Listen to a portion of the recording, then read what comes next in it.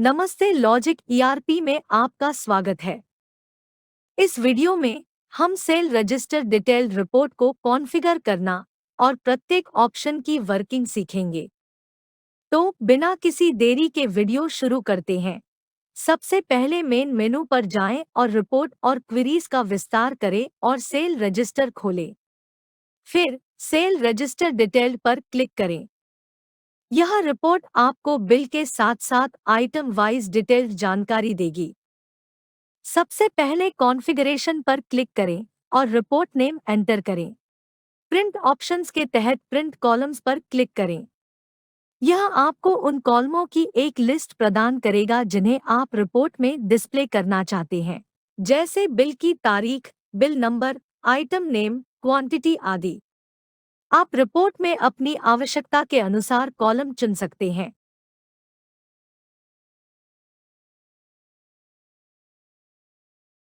नीचे दिए गए सिलेक्टेड आइटम्स ओनली ऑप्शन पर क्लिक करें। यह ऑप्शन सिलेक्टेड कॉलम को फिल्टर कर देगा। आप दाईं ओर दी गई एरो कीज का उपयोग करके कॉलम्स को रीअरेंज और रिनेम भी कर सकते हैं। आखिर में सेव बटन पर क्लिक करें। हम बाद में अन्य प्रिंट ऑप्शंस को डिस्कस करेंगे, तो चलिए रिपोर्ट ऑप्शंस पर चलते हैं। रिपोर्ट ऑप्शंस में आपको विभिन्न प्रकार के ऑप्शंस मिलेंगे जिनका उपयोग रिपोर्ट कॉन्फ़िगरेशन सेट अप करने के लिए किया जाता है। आइए रिपोर्ट टाइप से शुरू करें। आप या तो इसे नॉर्मल या गोडाउन वाइज चुन सकते हैं। अगला ऑप्शन रिपोर्ट कंसोलिडेशन है। क्योंकि यह एक डिटेल्ड रिपोर्ट है, इसलिए आप इसे आइटम वाइज या कंसोलिडेटेड भी बना सकते हैं। अगला ऑप्शन डॉक्यूमेंट टाइप चुनने के लिए है।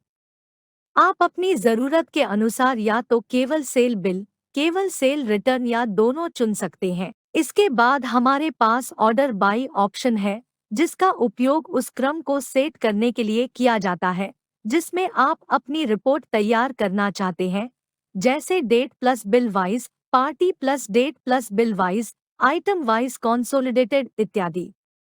आप रिपोर्ट की आवश्यकता के अनुसार चुनाव कर सकते हैं। इसके बाद हमारे पास आइटम ऑर्डर ऑप्शन है, जिसका उपयोग रिपोर्ट में आइटम के सीक्वेंस को रिप्रेजेंट करने के लिए किया जाता है, जैसे lot wise, item plus size wise, item plus shade wise, company wise, item group wise आदि। आप आवश्यकतानुसार लिस्ट में से चुन सकते हैं। आगे हमारे पास रिपोर्ट फिल्टर ऑप्शन है, जो आपको रिपोर्ट कॉलम बेसिस या आइटम नेम के आधार पर रिपोर्ट में फिल्टर लागू करने की अनुमति देता है। फिर नेट अमाउंट डिफरेंस के लिए फिल्टर उपलब्ध है। आप आवश्यकता के अनुसार फिल्टर चुन सकते हैं। आगे हमारे पास कैंसल बिल फिल्टर मौजूद है। आप अनकैंसल्ड ऑल बिल्स या कैंसल किए गए बिल चुन सकते हैं। फिर हमारे पास एजेंट फिल्टर है, जो रिपोर्ट में डेटा को बिल वाइज या आइटम वाइज फिल्टर करेगा। एजेंट फिल्टर के बाद हमारे पास चालान बिल फिल्टर है। आप नन, बिल्स विदाउट चालान या बिल विद चालान चुन सकते हैं। रिपोर्ट में डेटा चुने हुए ऑप्शन के आधार पर डिस्प्ले किया जाएगा। आगे हमारे पास item description as option available है। आप दी गई लिस्ट में से उचित ऑप्शन चुन सकते हैं। अगला ऑप्शन फ्री और रिप्लेसमेंट वैल्यू डिफाइन करने के लिए है। आप लिस्ट में से रेट सेलेक्ट कर सकते हैं, जिस पर फ्री और रिप्लेसमेंट वैल्यू कैलकुलेट की जाएगी। अगले ऑप्शन का उपयोग एक्साइज रेट को राउंड ऑफ करके दिखाने के लिए किया जाता है। आप आइटम वाइज, बिल वाइज या नन चुन सकते हैं। अगला ऑप्शन स्टॉक ट्रांसफर फिल्टर के लिए है। आप इसे stock transfer, non stock transfer या नन के रूप में सेट कर सकते हैं। इसके बाद हमारे पास यूजर डिफाइंड नेट अमाउंट 1 और 2 है, जो आपकी आवश्यकताओं के अनुसार नेट अमाउंट को परिभाषित करने के लिए उपयोग की जाती है। आप उन फील्ड्स पर टिक कर सकते हैं जिन्हें यूडी नेट अमाउंट में शामिल किया जाएगा। नेक्स्ट हमारे पास extra item group option available है। यदि आप रिपोर्ट में आइटम ग्रुप वाइज डेटा देखना चाहते हैं, तो आप इस ऑप्शन का उपयोग कर सकते हैं। उदाहरण के लिए हम यहाँ GST ग्रुप चुनने जा रहे हैं। हम जल्द ही इस ऑप्शन का यूज जानेंगे। आइए अदर ऑप्शंस की ओर बढ़ते हैं। आइए क्वांटिटी CF से शुरू करें। आप दी गई सूची में से वह विकल्प चुन सकते हैं जिस फॉर्मेट में आप क्वांटिटी को डिस्प्ले करना चाहते हैं। यदि आपने वेट पर यूनिट CF चुना है तो ठीक नीचे वेट इन ऑप्शन एनेबल हो जाएगा। आप अपनी रिक्वायरमेंट के अनुसार चुन सकते हैं। यदि आपने वेट पर यूनिट के अलावा कोई ऑप्शन चुना है तो वेट इन ऑप्शन डिसेबल्ड रहेगा। आइए CF मोड पर चलते हैं। आप इसे बिल वाइज या आइटम वाइज सेट कर सकते हैं। इसके बाद हमारे पास इस रिपोर्ट की एक बहुत ही उपयोगी विशेषता है जो मार्जिन कैलकुलेट करने के लिए है। आप या तो रेट 1 माइनस रेट 2 या इसके विपरीत चुन सकते हैं। फिर आप दी गई रेट लिस्ट से रेट 1 और रेट 2 को डिफाइन करेंगे। मार्जिन परसेंटेज डिफाइन किए गए रेट के अनुसार कैलकुलेट की जाएगी। आगे हमारे पास free value in user defined 1 और 2 ऑप्शन है। आप या तो deduct free value from user defined amount, add free value या नन चुन सकते हैं। इसके बाद हमारे पास रेट ऑप्शन है जो आपको पर पैक या पर केजी के अनुसार रेट डिस्प्ले करने की अनुमति देगा।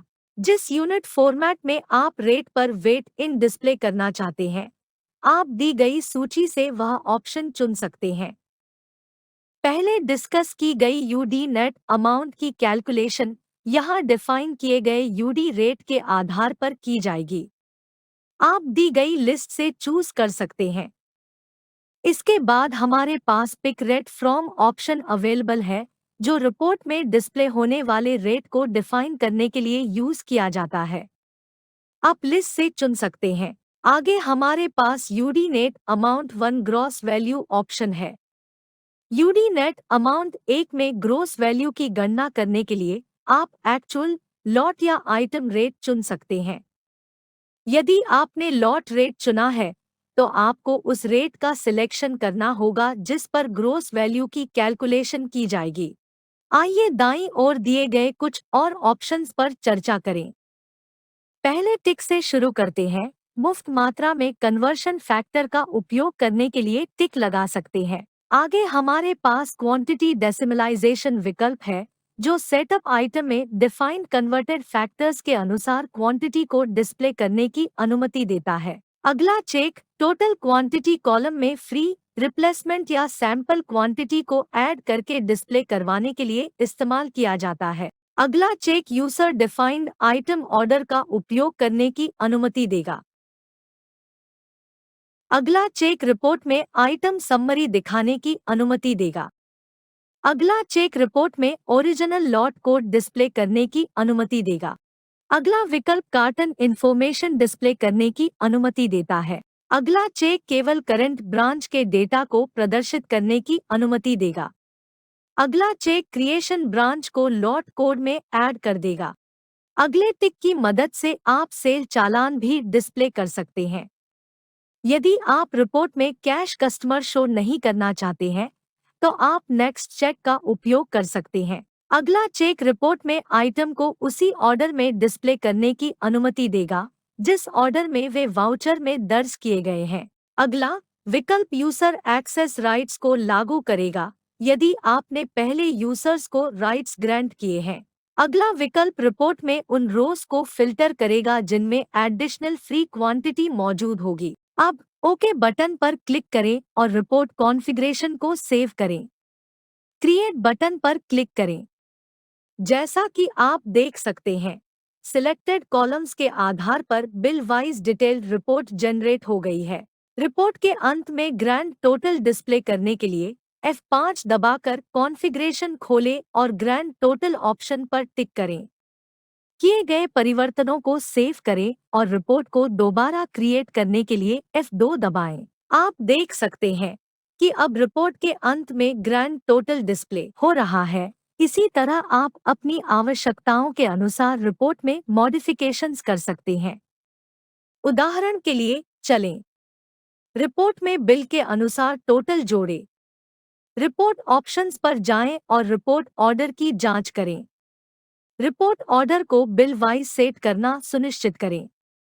अब रिपोर्ट टोटल पर वापस आएं और सब ऑर्डर वाइज टोटल पर टिक करें। चेंजेस को सेव करें और रिपोर्ट फिर से बनाएं और अंतर देखें। अब आप आसानी से प्रत्येक बिल की पहचान कर सकते हैं। बिल को जूम इन करने के लिए बिल रो पर डबल क्लिक करें। आइए इस रिपोर्ट को आइटम के अनुसार कंसोलिडेट करें। कॉन्फ़िगरेशन विंडो खोलें और रिपोर्ट ऑप्शंस पर जाएं। ऑर्डर बाय को आइटम वाइज कंसोलिडेटेड और आइटम ऑर्डर को आइटम नेम ओनली के रूप में सेट करें। किए गए चेंजेस को सेव करें। रिपोर्ट को फिर से बनाने के बाद आप देख सकते हैं कि रिपोर्ट डेटा आइटम नेम के आधार पर कंसोलिडेट किया गया है। अन्य ऑप्शंस की ओर आगे बढ़ने से पहले कॉन्फ़िगरेशन में किए गए चेंजेस को रिवोक करें।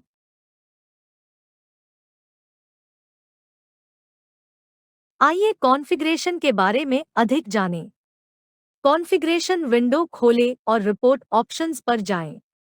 एक्स्ट्रा आइटम ग्रुप पर क्लिक करें और वह समूह चुनें जिसे आप डिस्प्ले करना चाहते हैं।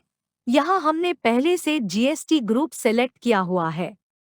सुनिश्चित करें कि सभी आइटम उपयुक्त ग्रुप में एलोकेटेड किए गए हैं। इसके बाद आप सेटअप कॉलम एट्रीब्यूट से एक्स्ट्रा आइटम ग्रुप कॉलम को सिलेक्ट करेंगे।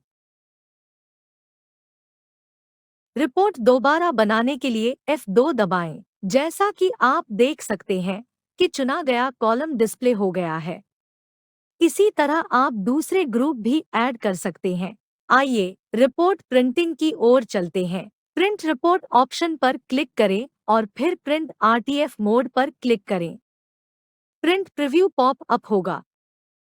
ऑप्शंस के तहत आपको फॉन्ट विकल्प मिलेगा जिसकी मदद से आप फॉन्ट स्टाइल और फॉन्ट साइज चेंज कर सकते हैं।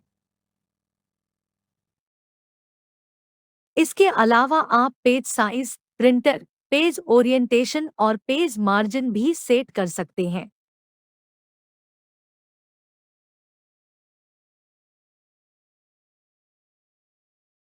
आप प्रिंटिंग के लिए कंट्रोल कॉलम ब्रेक भी यूज कर सकते हैं।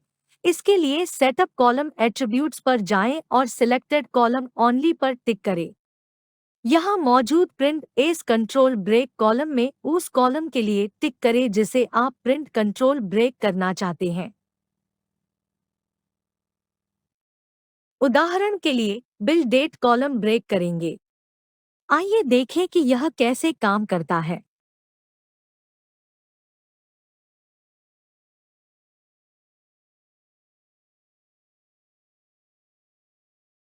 आप देख सकते हैं कि कंट्रोल ब्रेक प्रिंट ऑप्शन ने रिपोर्ट को डेट वाइज डिवाइड कर दिया है, जिससे रिपोर्ट को और अच्छे से समझा जा सकता है। रिपोर्ट को पीडीएफ फाइल में सेव करने के लिए आप save document as PDF option का भी उपयोग कर सकते हैं। फिर हमारे पास यहाँ कुछ ऑप्शंस हैं, जैसे कि रिपोर्ट को असेंडिंग या डिसेंडिंग में सॉर्ट करना, रिपोर्ट कॉलम को रिसाइज करना, रिपोर्ट को एक्सेल या पीडीएफ फॉर्मेट में एक्सपोर्ट करना, रिपोर्ट कॉलम में किसी भी वैल्यू या कैरेक्टर को खोजना और रिपोर्ट को प्रीव्यू या प्रिंट करना। इसके अलावा ऐसे कई फिल्टर हैं जिनका उपयोग रिपोर्ट में डेटा को फिल्टर करने के लिए किया जा सकता है। सेल समरी के अतिरिक्त यहाँ हमारे पास आइटम फिल्टर है। आप सर्च लिस्ट से आइटम चुन सकते हैं और रिपोर्ट देख सकते हैं।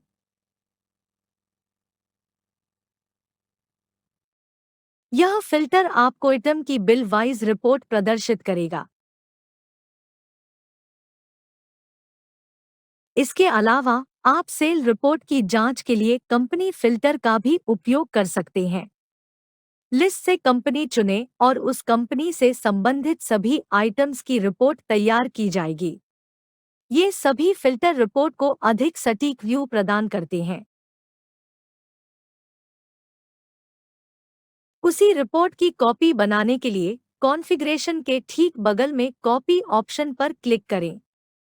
रिपोर्ट का नाम दर्ज करें और कॉपी क्रिएट बटन पर क्लिक करें। हमने सेल और सेल रिटर्न की एक रिपोर्ट बनाई है।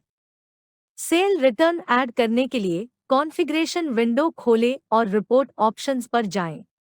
रिपोर्ट कॉन्फ़िगरेशन को सेल ओनली से सेल और सेल रिटर्न में बदलें। किए गए चेंजेस को सेव करें और रिपोर्ट बनाएं। अब आप देख सकते हैं कि सेल रिटर्न वाउचर भी डिस्प्ले हो रहा है।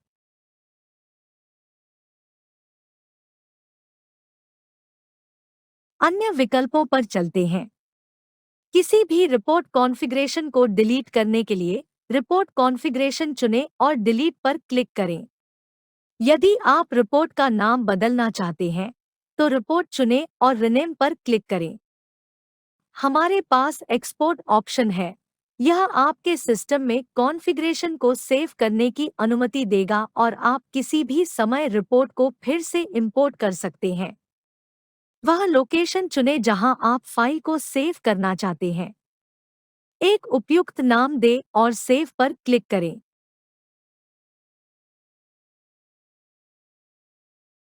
अंत में एक्सपोर्ट बटन पर क्लिक करें।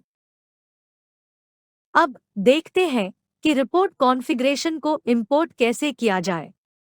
तो चलिए यहाँ मौजूदा रिपोर्ट को जल्दी से हटा देते हैं। अब इंपोर्ट बटन पर क्लिक करें। उस लोकेशन को ब्राउज़ करें जहां फाइल सहेजी गई थी और फिर इंपोर्ट बटन पर क्लिक करें। जैसा कि आप देख सकते हैं कि संदेश में संकेत दिया गया है कि कॉन्फ़िगरेशन सक्सेसफुली इंपोर्ट की गई है। तो चलिए इसे चेक करते हैं। आप देख सकते हैं कि रिपोर्ट पहले की तरह ही इंपोर्ट की गई है।